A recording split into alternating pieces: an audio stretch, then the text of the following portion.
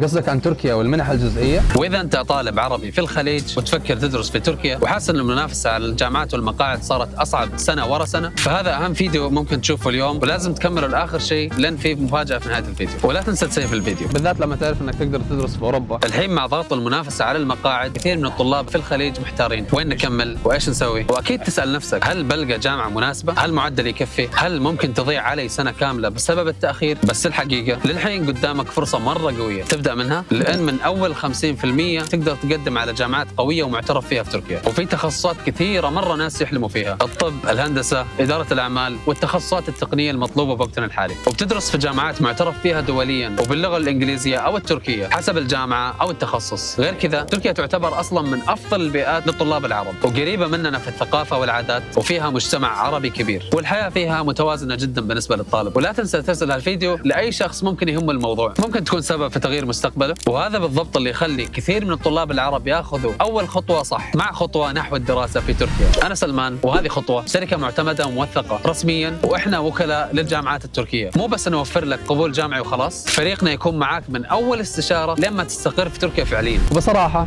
احنا مو حابين نحسسك ان احنا شركة وخلاص، اعتبرنا اخوانك الكبار اللي سبقوك في الطريق هذا، وبنعلمك ايش تسوي بالضبط. وهذا اللي صار مع معاذ وشهد وأحمد وغيرهم كثير. ولو مو عارف فرصك كيف، حاليا مسوين استشارة وتقييم مجاني لحالك، وتعرف من خلال التقييم هذا ايش الجامعات المناسبة لك، وايش فرصك الحقيقية، وايش افضل طريقة تبدأ فيها حسب معدلك وميزانيتك. عبي الفورم الحين قبل ما تقل المواعيد والمقاعد اكثر، وفريق خطوة بيتواصل معك وبيحجز لك استشارة مجانية كاملة تساعدك تبدأ اول خطوة صح.